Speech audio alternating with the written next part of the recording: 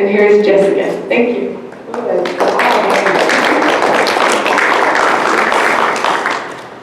Hi guys, like she said, my name is Jessica Young. Welcome. A little bit about myself. I've been at Penn Air actually for 14 years. Celebrated that anniversary last week, as a matter of fact. I won't tell you how old I was when I started there because that would be very telling. So just know I started when I was very, very young. My current role there is Frontline Systems Manager.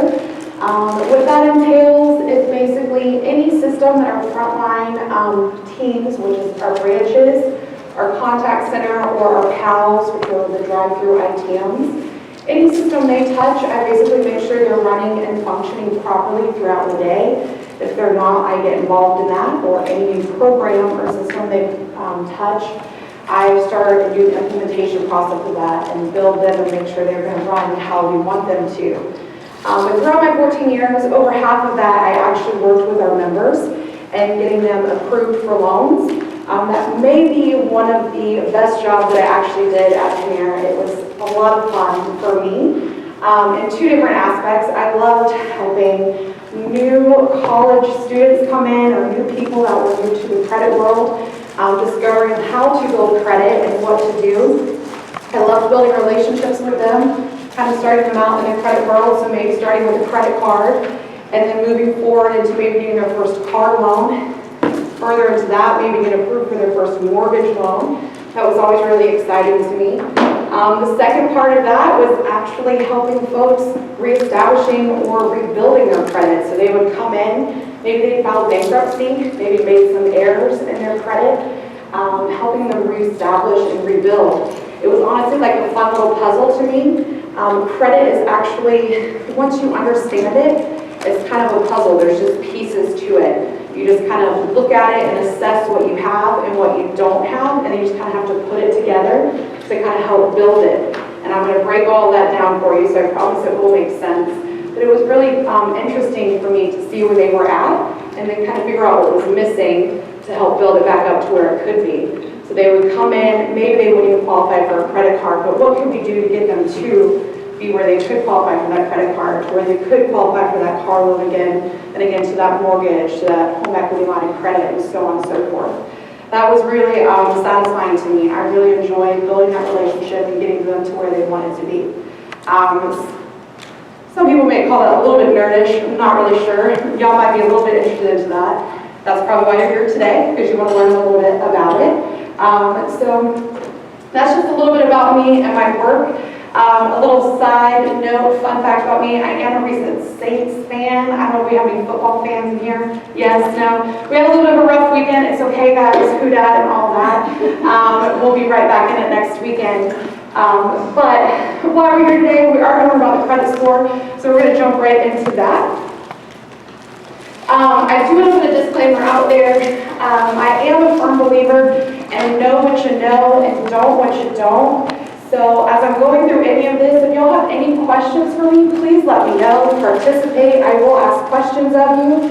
If I know the answer, I'll be more than happy to share it. If I don't know the answer, I'll be very quick to tell you I don't know it. But we can take that offline, exchange contact information, and then look into that together. I have no issues with that. So just FYI as a disclaimer.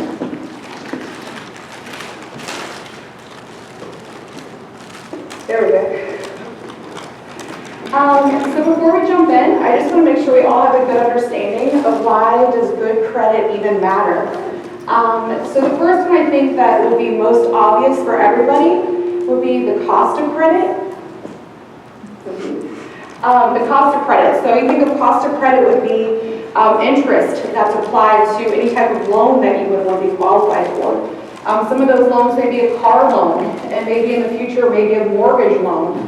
It may be a credit card or a personal loan. The interest that's applied to that, if you don't have good credit, you're going to have a higher interest rate, which means you're making higher monthly payment, which is more money out of your pocket monthly, less money to spend on other things. So the cost of bad credit is you're paying more money to those folks. Any other type of loans that people may be thinking about that you may need in the future? I was recently catching up on Shark Tank. Anybody like that show? Shark Tank? Yes. Anybody know Mr. Wonderful? Yeah? Sometimes he structures those deals and he does business loans, right? He'll say, I'll give you a line of credit and you pay me back at a certain interest rate, right? So that's a business loan. So if you're thinking about being an entrepreneur in your future, you may be looking at a business loan. That's another type of loan out there that you'll want to make sure you have good credit for. Another one may be a home equity line of credit in the future when you have a mortgage. So that's just one of the benefits of having good credit is that you have those lower interest rates, which means you're going to pay less interest. Another one would be insurance costs. This may be speaking into the future for some of you guys, but I recently changed my homeowner's insurance. Got a better deal because the insurance company I went with uses a credit-based model. So now I pay hundreds of dollars less annually because they went off of my credit score. I work really hard to make sure my credit stays good, and now I'm benefiting from that. So that's just one way that that's helped me. Another one's employment opportunities. Have any of you guys ever applied for a job and they let you know they're going to pull your credit? No? Yes? We, as a matter of fact, do at Panair. If you apply at Panair, they do in fact pull your credit. Not only are they looking at your credit score, but they're looking at other things too. Are you a reliable person? Can you make your payments on time? That's a good judgment call right there. They're looking at different characteristics. It just kind of gives you an idea of what that person may be like. Are they a reliable person? Can they be trustworthy around money, maybe? So it's not just a score, they're just looking at other things there. So it could cost you potentially employment opportunity if you don't have that good credit. Another one may be housing opportunities. Do any of you guys here rent an apartment? Yes, I do have some hands there, that's good. When you go in to rent an apartment, they're going to ask you or let you know that, hey, we're going to pull your credit.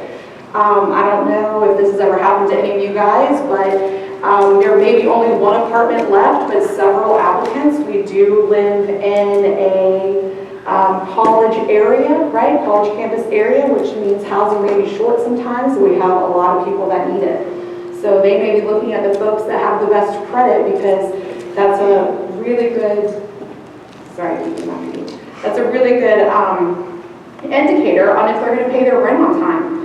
The other thing that's on your credit report is if you're paying those utility bills on time. They're looking at that. Do they have any collections of where they haven't paid their water bill or their electricity bill or any of those things? Those are some of the items that are indeed on your credit report. So it's, again, one of the costs of good credit is getting that housing option right there. Is there anything else that you guys are thinking of that credit may come into play? No. All right. Well, that's just one of the important things of why good credit matters. So I just want to make sure we have a good understanding of that before we move forward and jump into what a credit score actually is. So throughout this workshop, we're actually going to cover what the FICO score is, how the FICO score is calculated, how to establish or reestablish your credit, and actually the impact money management has on your future credit score. By wisely acquiring and using this credit, you can give yourself a tremendous tool to achieve your financial goals moving forward. So what is the FICO score? The FICO score actually stands for the Fair Isaac Corporation. That was one of the first scoring modules ever used to create a credit score. It's actually the most widely used scoring model that's out there. It's probably one you guys have heard most if you're just out and about. The score range is 300 to 850. If you don't know, the higher the score, the better the score. I will let you know, it's very, very rare that you actually see an 850, so don't feel like you have to be at that pinnacle number of 850. I could probably count on two hands the amount of times I've actually seen that throughout my career. The number that you really want to strive for is that excellent range, which is going to be somewhere between a 720-ish to the 850. So anywhere in that area, you're really going to get qualified for your best products, the best interest rates. So that's that number you really want to strive for right in there. So don't feel bad if you don't ever hit that 850. Those are the folks that have got long-time mortgages, long-time credit, long-time reliability, making their payments and stuff on time. From there are three different bureaus. There's the Equifax Credit Bureau, there's the Experian Credit Bureau, and there's TransUnion. Those are the 3 different bureaus that most people pull credit scores from. And all the different creditors, some of them actually check the credit scores from all 3 bureaus, some actually only check from 1. So currently at Panair, we only use Equifax. So we pull our reports from them for our credit scores when we're doing loans for folks. If for whatever reason Equifax is down, we do move to TransUnion. But some creditors do actually pull a blend of all 3 credit reports and give a credit score based off of all 3. So it really just depends upon what the creditor is specifically looking for when they're filling out an application for somebody. Is there any questions on the FICO score in general? Okay.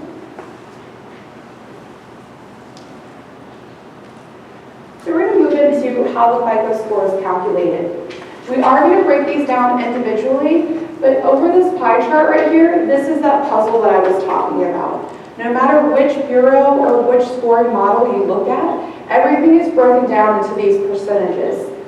So every score is calculated by your payment history.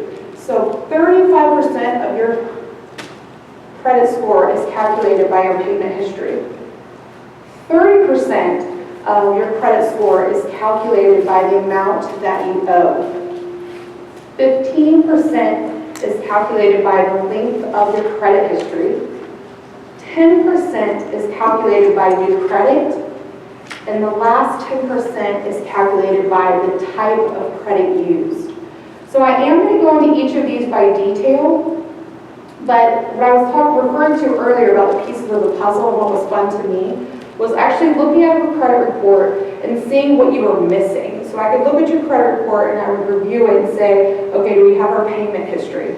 So is that part in there? Do we have our amounts owed? Looking at your lines of credit and revolving debt, are we sitting at a good number there? Do you have your length of history? How long have you had your credit history opened? Looking at your new credit, or looking at what type of credit you actually use. So you're trying to figure out what you have and what you don't have to try to make that secret number kind of come together.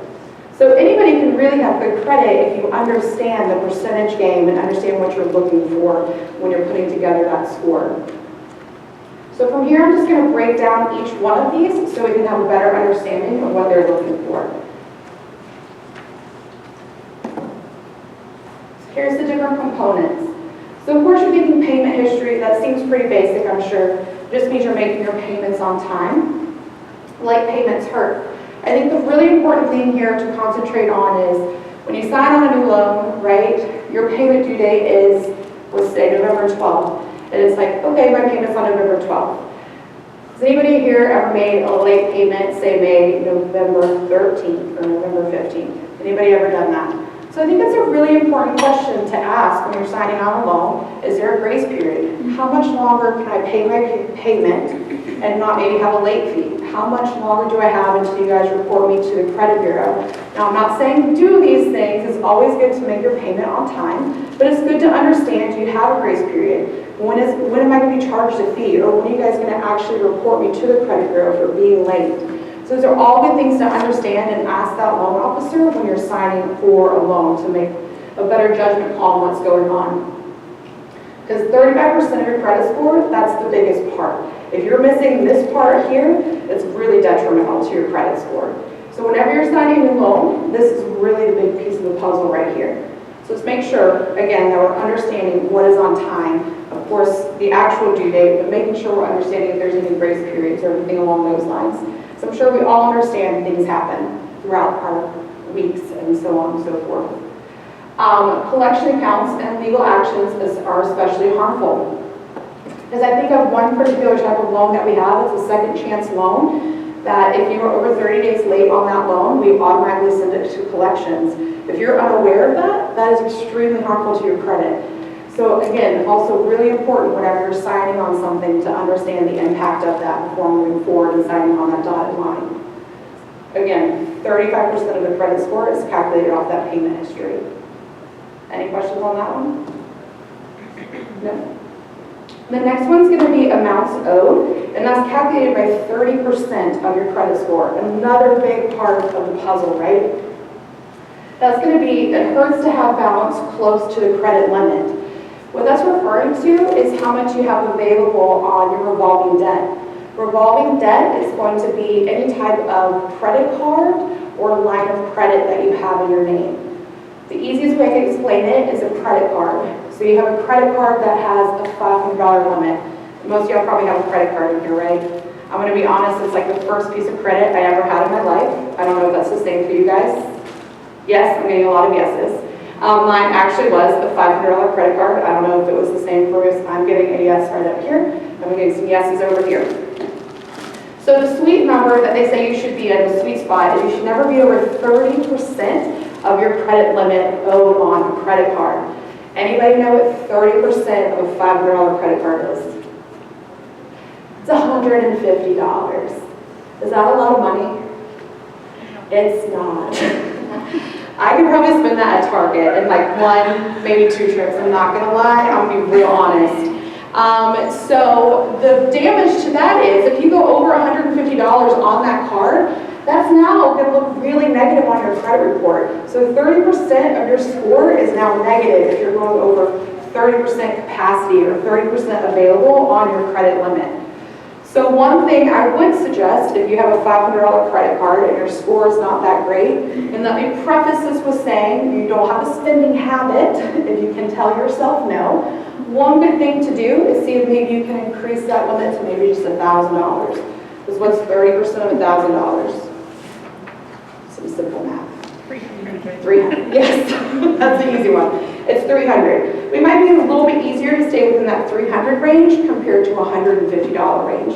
Just increasing that to $1,000 and staying within that $300 limit will actually really help your credit and get it up pretty quickly. Just because you're staying within that 30% range of capacity available on your credit card.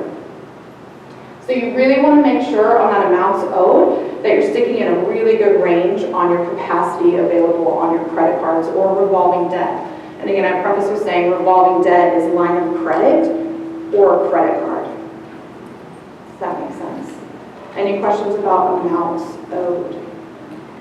Yes, ma'am. Let's say that you pay the full amount on time. Does that still hinder you? It would not hinder you. So if you're paying it off monthly and you're showing back to a 0 amount owed, then you're still sin free. Okay.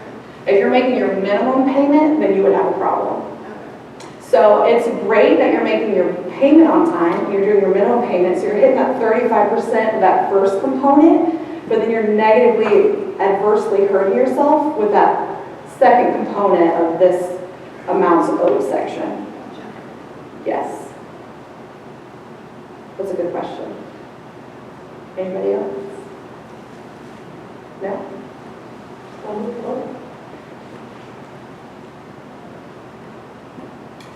The next one's going to be the length of credit history. This one can be kind of important. I actually still have my first credit card that I ever opened is still open. Thank goodness I opened one without an annual fee. Because if it had an annual fee, that bad boy would have been closed already, I promise you.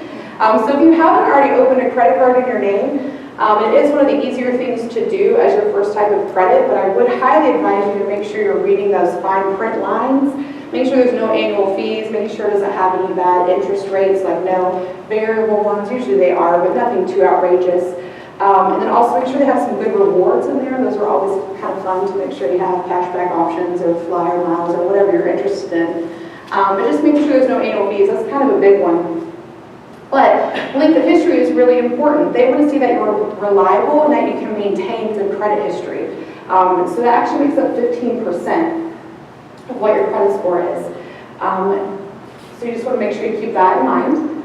The next one is new credit. The number of new accounts can actually be a little bit of a negative thing because as you get new credit, they're not sure if you're going to be able to maintain that. So it takes a little bit of time for that to establish. So as a new credit line, they see it as kind of a negative thing, to be honest.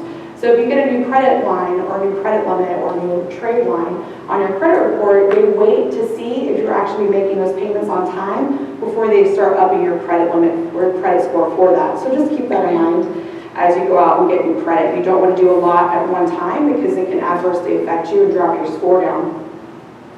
Also the number of inquiries. This is a big one too. I would highly advise if you're going out shopping for a car or for a mortgage to maybe stop into your primary financial institution first and apply with them, as they'll pull your credit one time instead of going out to a dealership where they may fan your credit out to several different financial institutions and pull your credit several times.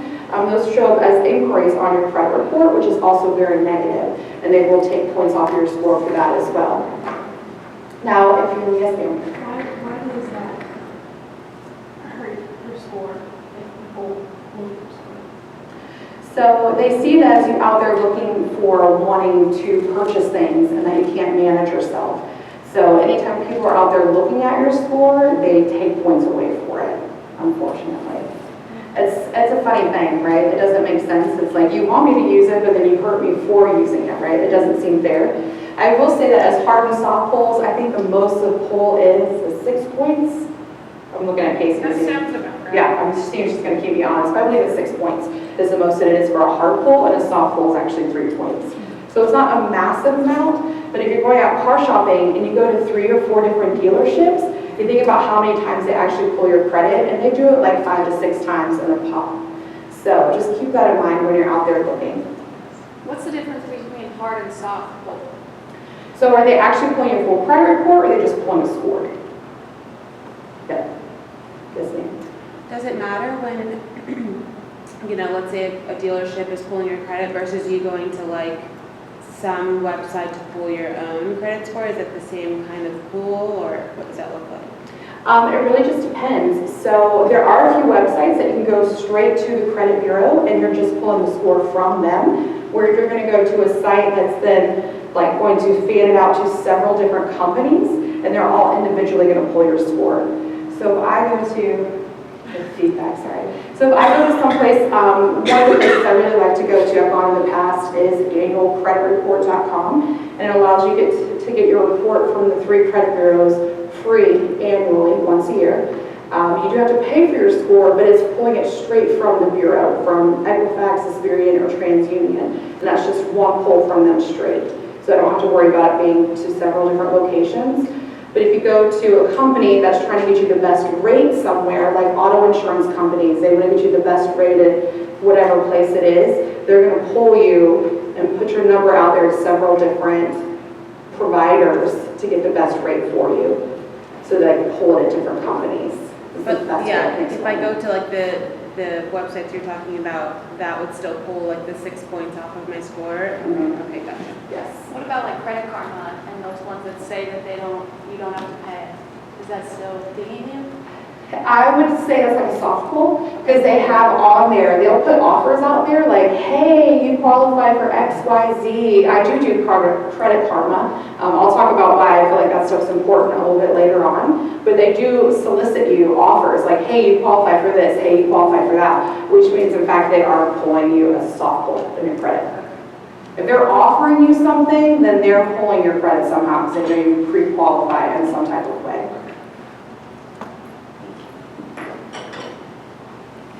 So, hard inquiries are worse than the soft inquiries, but that does happen. So that's the new credit, that takes up 10%. And then the last one, which may be one of the easiest ones to talk through, is the types of credit used, makes up 10%. One of the easiest suggestions I can think of for you guys and talk you through is the types of credit that are used. There are actually 2 types of credit out there. There's revolving credit, which I kind of touched on earlier, which is your credit cards or your lines of credit. That's revolving credit. And then you have installment loans, which is your personal loans, your mortgage loans, your car loans. That's where we front you the money, you pay us back in installments, and it's done, right? Does that make sense? Revolving, where you use the money, you pay it back, and it's available again. Or you got the loans where we give you the money, you pay it back, and it's done. Those are the 2 types of loans that are out there. So if you only have like a credit card, one way to kind of boost your credit up a little bit and quick is to go out and get some type of personal loan. Maybe you need to get a new dining room table, or maybe you want some new furniture, I don't know. You can go to a local primary institution or Pen Air, not a plug or anything, but we are right around the corner. and see if you qualify for maybe $1,000 personal loan and pay it off in 6 months. It doesn't have to be anything big, but even just kind of establish that installment loan going from there is a good idea. And $1,000 on a lower interest rate really doesn't have you paying back that much, but it does help your credit and help build it. So that's one quick and easy way to build your credit if you only have revolving and to do some type of installment, or if you only have ever had installment type of loans to do a quick and easy credit card to kind of get both of those on your credit report and going. But that does account for 10% of your credit. Yes, ma'am? So if you have a credit card and you pay it off, all of the amount is available. Does that show up good as long as you keep it at zero, or should every now and then you put a little bit on there and pay it off again? So I think people are kind of divided on that. I actually am in the group of, I think you keep it at zero and not make payments on it as long as you have some other loan that you are making payments on, because you now have 100% capacity available to you monthly, which to me looks great. I've always had excellent credit and I actually don't use my credit cards. I just pay on my mortgage and I've got wonderful credit because of that. So to me, I'm making payments, which is 35% of my credit, and I have 100% capacity available to me on my credit cards, so I'm good to go. But the sweet spot is definitely 30%. So if you're not making payments on anything else, I would advise staying around that 30% and then paying it off monthly. Yep. Yes, ma'am. I've had an experience where I paid my credit card down to zero and wasn't using it, and it was at a certain level, but because I wasn't using it, they dropped my credit amount. Did you have any other type of payments you were paying on, or Excuse me? did you have any other type of loan or anything else you were paying on with your credit, or? Yes, I did, but they were all excellent. And because I wasn't using that card, they lowered the level, credit level of it. Was because of any more credit or any more credit cards. So I don't know why. that could actually be due to the store looking at it and seeing you're not using it, and they wanted to reduce it to reduce the risk of fraud, actually. So that might be a decision of the store, and that does happen.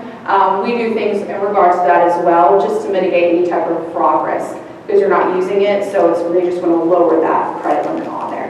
That can happen.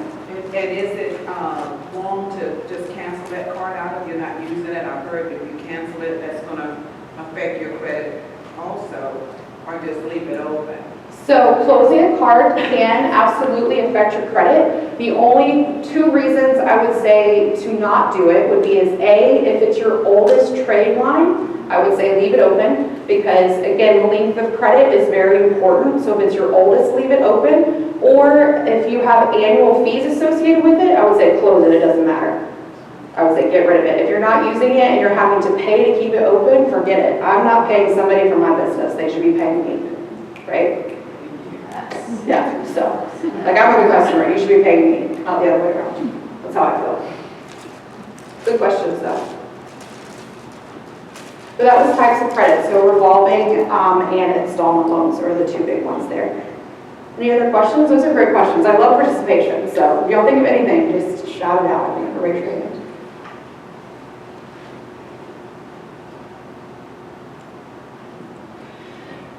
So really quick, just going to run through some ways, and I know we talked about some of these, but how to improve your FICO score. Again, I did kind of harp on this one at the beginning. Always make sure you pay on time. So understanding what on time means is truly important. So make sure you pay on time.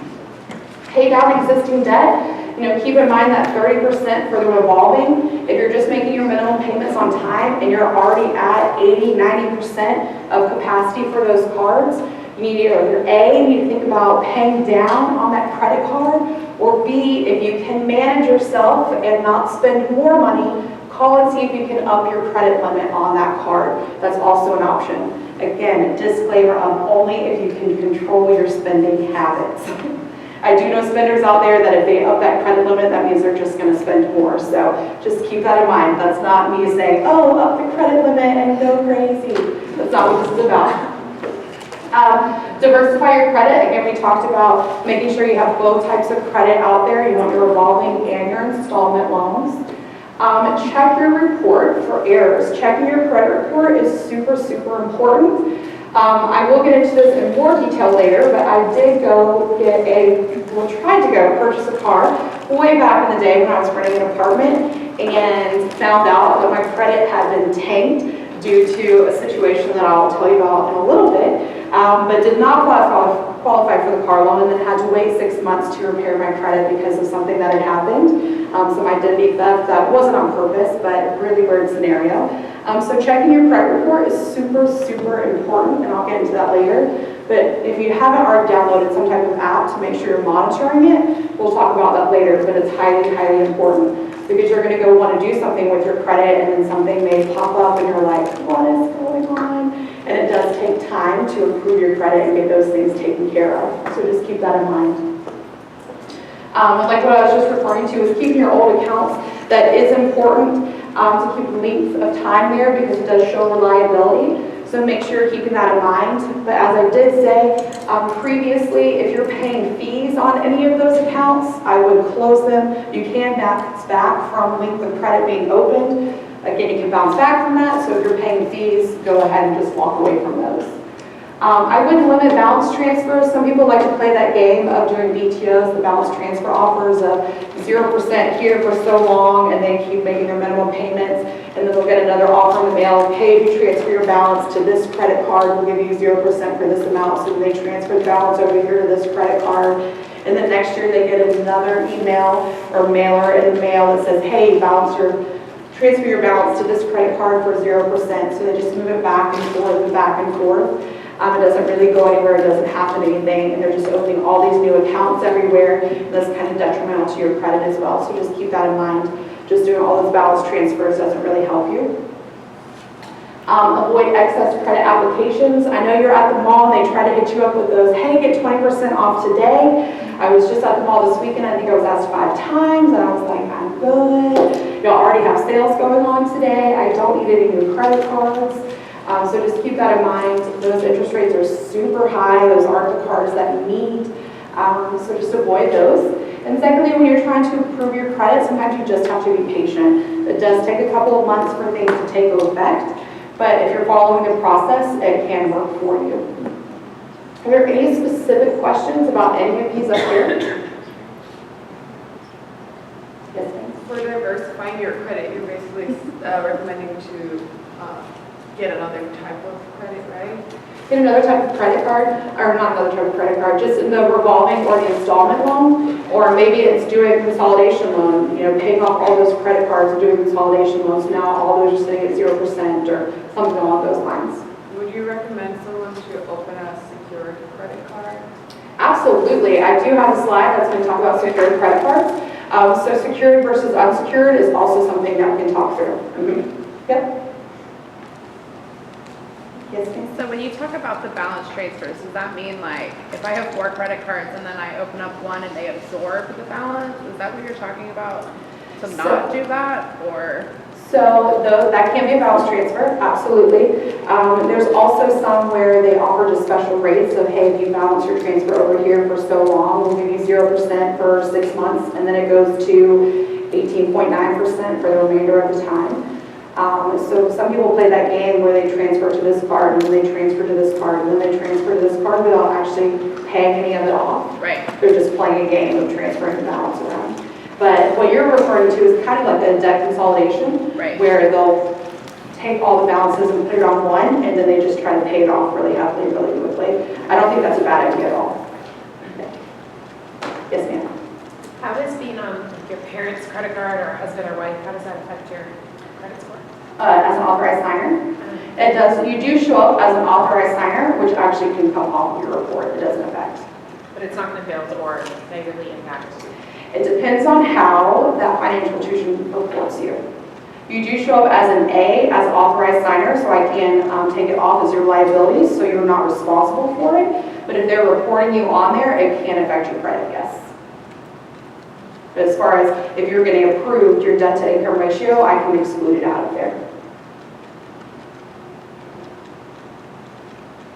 Any other questions? Those are good ones.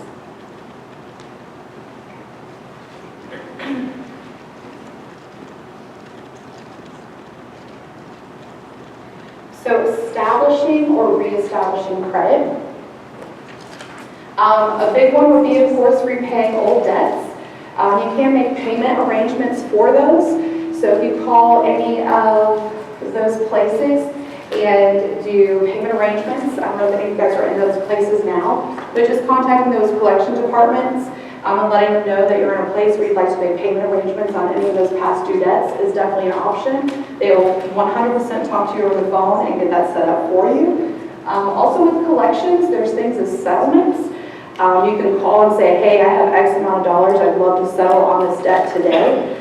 They can send you confirmation for that and say, okay, maybe it's $1,000. Hey, if you can pay today in cash, we'll settle for $750, for $500, for $450, whatever that is. And they will talk to you straight over the phone. You don't have to go through any debt collection agency. So just keep that in mind if you're in a place that you have medical debt or any other type of collections.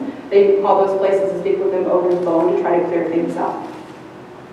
Same thing with like, some people have like Verizon or cell phone bills, things like that. Yes, sir?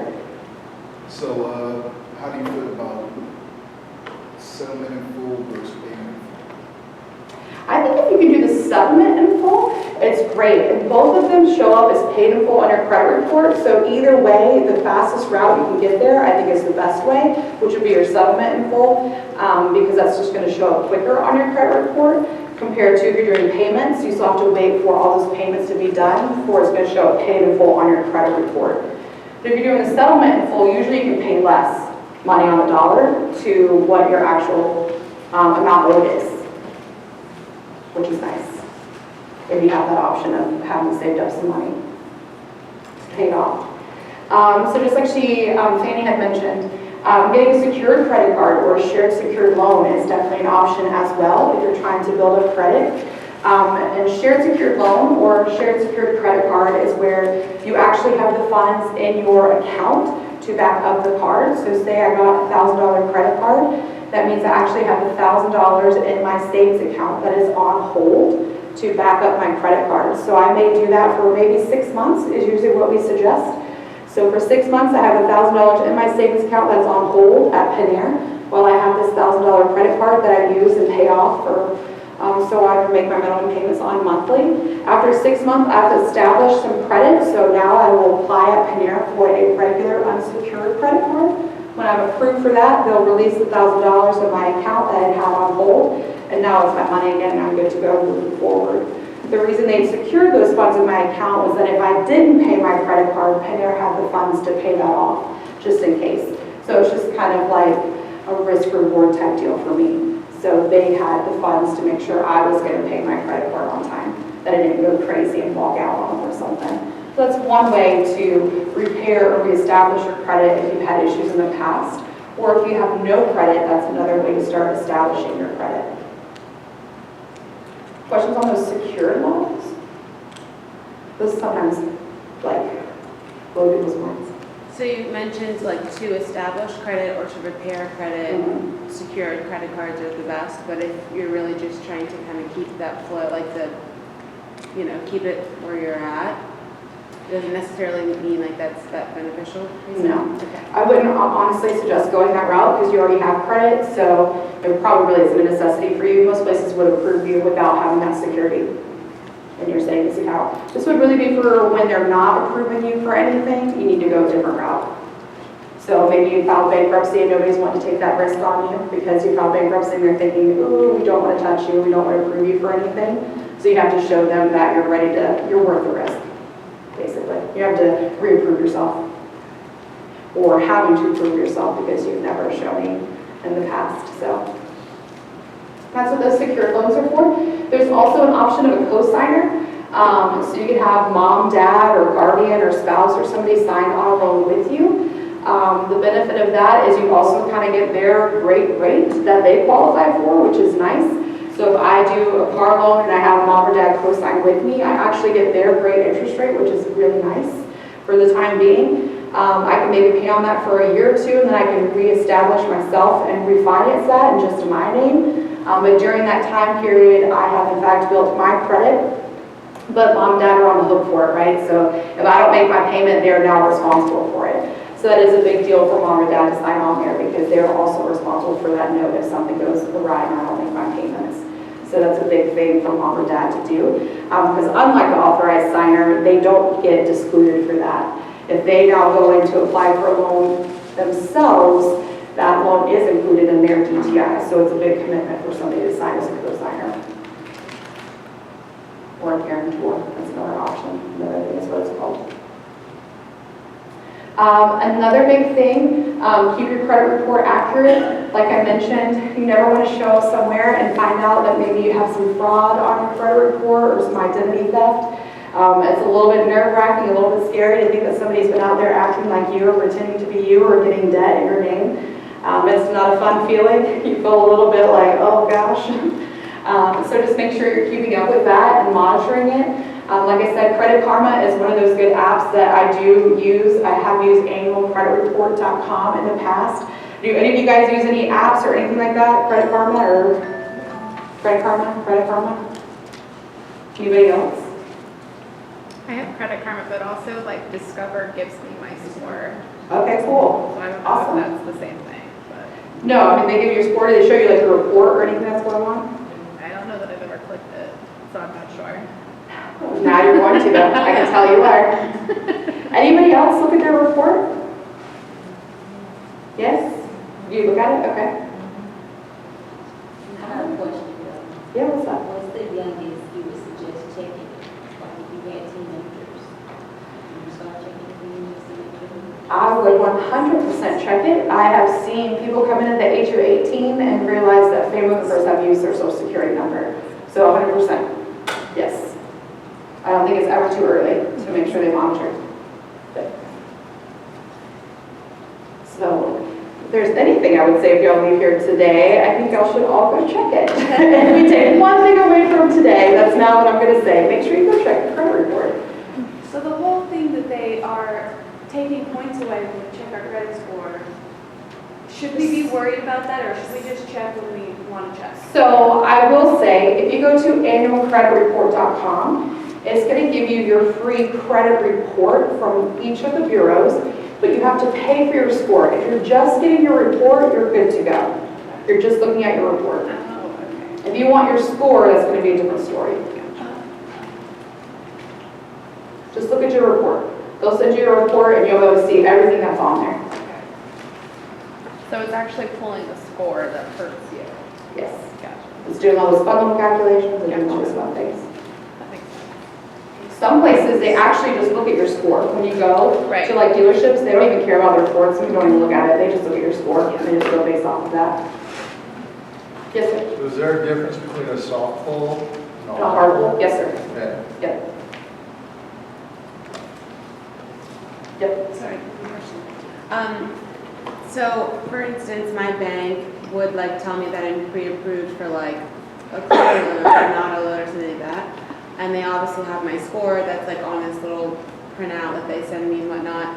That's a hard pull on my credit, even though I didn't ask for that to be done? I would say it's some type of soft pull type of thing that they're using because they already have like your account information. Right. So they're looking and monitoring it.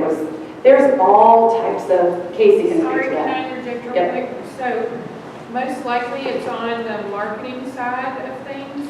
And so what they're doing is they have partnered with like a third-party vendor most of the time, depending on the institution or who's sending this out. And they do kind of like a soft pull that they've been able to do through this third-party vendor to get your information. And then they send out these mailings or call you or however they contact you and they'll say, oh, you've been pre-approved for this. Just kind of similar if you get a lot of, like I feel like I get one once a week from one of the banks around my house. Like once a week, it's like, you could get a home equity loan. And it's like, leave me alone. I don't want a home equity loan. So it's like they can go and look at these different things and tell you that to try to entice you. No different than like the stores and the mall trying to get you to get the 20%. But they kind of know in advance she owns a home, she's in a good place, so we would want her business. Does that make sense? And sometimes you'll see on there, they use different verbiage, like you're pre-qualified or pre-selected. Yeah, they have to You use a have lot of to- different verbiage. Yes, Sure. so it depends on what they're actually pulling based on what they're actually saying to you. So sometimes like you're pre-selected, they really don't know that much information about you except for the fact that you own a home. And then And that's just getting you to come in, and then you're gonna fill out an application, and then they're gonna pull your credit. And then they might really pull it and go, sorry, girl, you Correct. only qualify for this 7%, Yes. not the 3.5 we Yes. advertised on the postcard, which is not a good thing. Like, you don't want to do business with people who are trying to like switch babies and things like that, but it happens all the time, unfortunately. There's a lot that goes into those marketing pieces that are sent out, unfortunately. If that answers that at all? No. Kind of that. So just make sure you're keeping up with your credit report, making sure it's accurate and monitoring your credit. Again, like I said, if there's anything you take away from today, at least just go and take a look at that and make sure everything looks correct and accurate for where you're at today, and that everything on there is what you guys are actually doing and not what anybody else is doing for you or as you or something along those lines. Any other questions on some steps to establish or reestablish your credit or how to monitor your credit? No?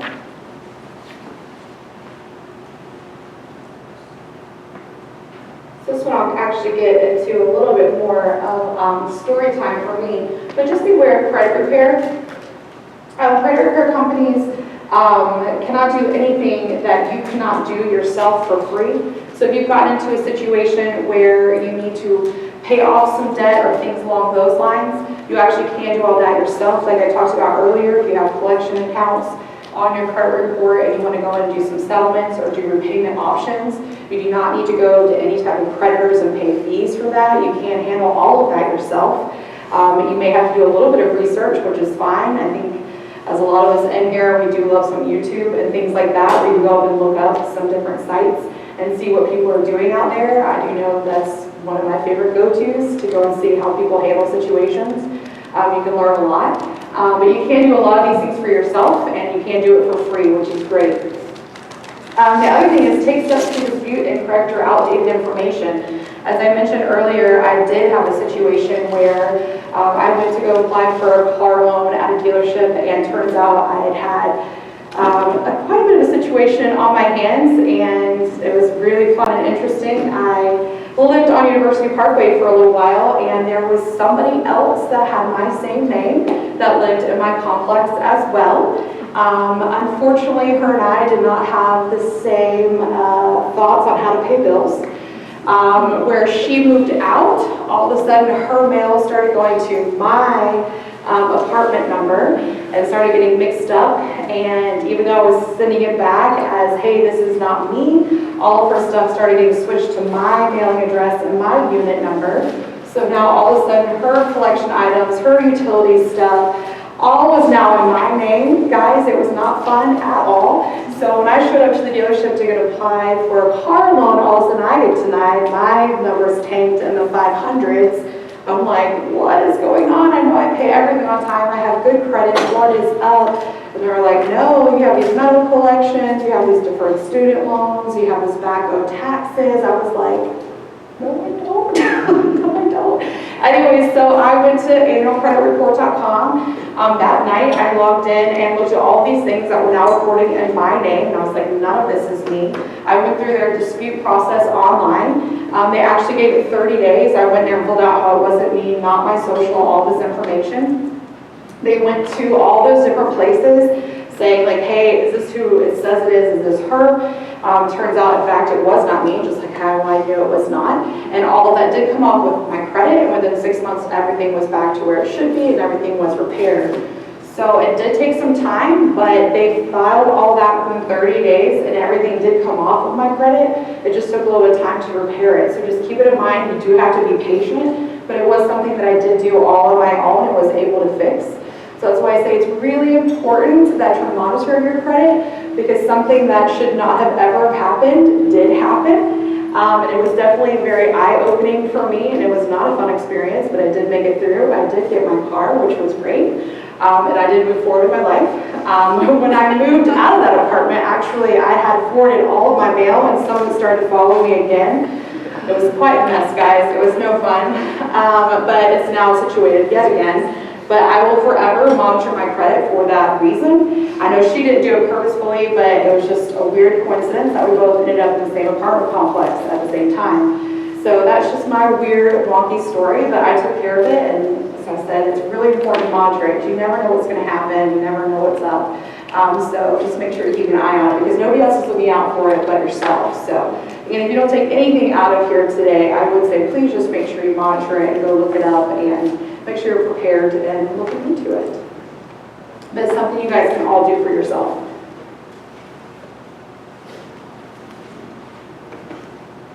And then lastly, I just want to talk about how important the role of money management is to building your credit.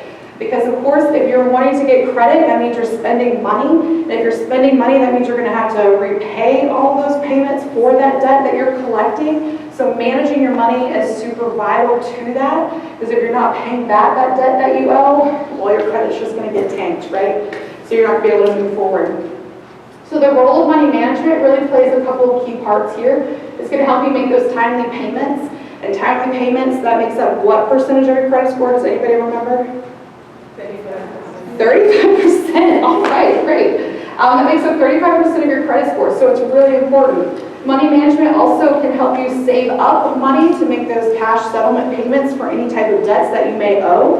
So having that money on hand, when you call those places and say, hey, I have this money on hand, I know I owe $1,000, but if I pay $500 today, you can call it even Steven, and be done. And they may say, yes, guys, they do take cash settlements for things. So that's really important. And then of course, always saving for emergencies instead of turning to credit is always a good idea. So we talked about amounts owed, right? You want to stay in that sweet spot of 30% on those credit cards or revolving debt. So do you always want to have to turn to those credit cards to pay for emergencies? No, you want to make sure you have some money in your savings account for that. Credit is important, but it doesn't mean it has to be everything. So making sure you're managing your money wisely is going to be really important.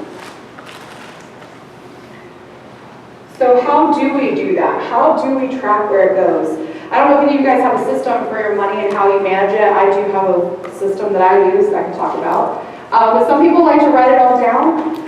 Some people keep receipts. I feel like I've seen a meme recently about taking all the receipts out of a woman's purse and stapling them all together. It's like a book of what she's done with her life. And I'm like, oh, that makes sense. Right? It's like, oh, where she's been. Some people are faithful about using their credit or debit cards. That is 100% me. I never have cash on me. It's a problem. Other people are really faithful about using like cash envelope systems. Some people use budget tracking apps. And other people just make sure they monitor their app on their phone. Does anybody else use any other type of systems with their cash, with their monthly budgets or things? Yes, ma'am. My sister actually, she kind of got me in the habit of looking at my bank statement, and like when I felt like I was spending a lot on like fast food, she had me like print it out and highlighting the fast food and then kind of totaling that, and that was kind of like my way of keeping track of it all. But very nice, very eye-opening, isn't it? Yeah, we spend a lot of money on food. Yes. Yes. There was a lot of good games this weekend, guys. I'm not gonna lie. So I spent a little bit too much out downtown this weekend. Some big games this weekend, so that was a problem for me. But yes, ma'am. It's not something that I use, but my dad has this really elaborate spreadsheet that he uses. He tried to teach me, and it's a lot. I don't use it. Yes, I've heard a lot of people do Excel spreadsheets and they plug it all in. I mean, that's fantastic. If it works though, hey. Yeah, I mean, he knows where every cent is. It's incredible, but it's a lot. It's aggressive. I aspire to be like that. I think that's fantastic, honestly. Yeah. That's really awesome. Is he still married to sit down? Do they like sit down and do a budget thing together? Like have this? Who? Like your dad? Is he still married to your mom? Oh, yeah. Do they sit down and do a budget? She doesn't care. No, it's just her. Yeah. I know some like my she parents. spends and he figures it out, so they've got a great system. How do I get that? I don't know. No, my parents will sit down once a month and they actually do a budget together. I'm like, y'all are so cute. My dad tried, but that's it. She's like, no. Anybody else have a system that works for them? That's eye-opening? No. I actually use two 2 checking accounts. So I like to sit down and I'll write down what my bills are for the month, and I know what they are, and then I divide it by 2 because I know I get paid 2 times a month. So when I get paid, I take out what that number was, and I put it into my bill checking account, so I know what my bills are that's gonna get paid, and that's my bills. And then I know what I wanna save, and I put that in my savings account, and then the rest is in like my spending checking account, and that's what I know I can use. That's my good time money, right? So that's how I do mine. I just have 2 checking accounts, which works out well for me. But I think it's just about like figuring out what works best for you. And I would say if what you're doing doesn't work well for you, make a change. Ask your friends. I love talking about finances with my friends over dinner. Again, I'm really weird, but I like to see what works for them and what doesn't work for them. So it's interesting. Like, I love how you highlight it. Like, that's scary for me, but I should probably try it sometime. I just might actually do that. Well, it's not like environmentally friendly because you're printing out other things, so now I'm like much more electronic, and there's actually a graph, like my bank has, like I can see On the what mobile I'm app, or do spending. you know? Yeah, like Yes. what places, so. That's I don't good. advise everyone to print out everything because that's a lot. Okay, stay true, got it, Yeah. got it. But yeah, some of the mobile apps do have more of that now. That tell you like what you're being used on food, Right, what was on bills, or what was on this. Yeah, that's a good way to do it. But tracking where it goes is really important because you can't change if you don't know where it's going, right? So you can't adjust. You gotta understand where your money's going, which is really important. But yeah, if you guys are not liking what you're doing, make a change, guys. You don't have to stay the way it is. And then next, really important, and might seem super basic, but just live within your means, right? Live within your means. Increase your income. If you don't have enough income coming in to the bills that you have going out or your expenses, increase your income. Get a second job. Do some DIYs and sell them on Etsy. I don't know. I have a friend that just did the minimalist thing for the month of September. Have you ever heard that? The minimalist thing where you get rid of, on day 1 you get rid of one thing, like all the way up to like day 31 you get rid of 31 things. Crazy. I don't know how I could ever do it. But some of those things she actually sold because they were bigger items. So I'm like, do the minimalist project where you get rid of all your stuff. You can sell it. You can increase your income there. Another thing is just prioritize your spending. Just like how she was saying, like she realized where her money was going and you can prioritize from there. So you can reduce what you're spending money on, maybe even substituting. Are you buying the higher brand stuff when you could be buying, just name brand? Postpone, do you really need it now or can you wait till a later date to purchase something? Or even forego, do you really actually need this? I don't know. It's something you can look at. Even just budgeting is really helpful. I think there's a lot of freedom in budgeting. So if you know what you want to spend your money on, you budget for it, and things you don't want to spend your money on, you don't budget for it, so you just say no. There's a lot of freedom in that, knowing where your money's going to go and telling me where you want to go. That's just really important, living within your means and understanding where your money is going to go. Any questions on that? It's pretty straightforward. So ultimately, I just want to know what you guys are going to do now. This is kind of the wrap up. I think what I really want to know, and I really hope what you guys are going to do, is you're going to go check your credit report, right? If anything else, you're going to go check your credit report. That is what you guys can absolutely do today, right? What can you do in the next 3 months? Any thoughts on what you can do in the next 3 months? You don't have to answer that, it's okay. And then what can you possibly do this year? Actually, the year's almost up, so what could you possibly do in 2020? How could you get where you want to be? What do you want to accomplish in the next couple of years? How can your credit help you get there? So just be thinking about what you can do and how you can get there. Guys, if anything I said has been helpful or hasn't been helpful, or if you want some more advice on how to get to where you want to be, we do have this really cool program called Balance, and it's completely free to anybody that would like to use it. You can call toll-free to this number or visit paner.org.balancepro.org. It's financial education and a counseling service. It includes money managed counseling, debt repayment options, and credit report review, and more. So some really cool stuff on here if you guys want to check it out. It's a free service to anybody that would like to use it. You do not have to be a Paner member. So I do encourage you, if you have any more questions, you can 100% check that out. But again, my name is Jessica Young. Was there a question that was coming? You can keep going, go ahead, sorry. No, you're good. Yes. Is credit score exclusive to American citizens, or as long as you have a social security number, you also have a credit score? How does that work? So you do have to have a social security number, and you have to have some type of credit. So it depends on where you're going. Some lenders will lend to only U.S. citizens. Some have different regulations there. So it's really going to depend. I can tell you about my experience. I applied for a credit card last year in August, and they only gave me a $500 credit card that was secured, $99. And this is through Bank of America, which is the only bank I've used since I moved here. And they gave me the credit card, and I used it for about 6 months. Paid off every month.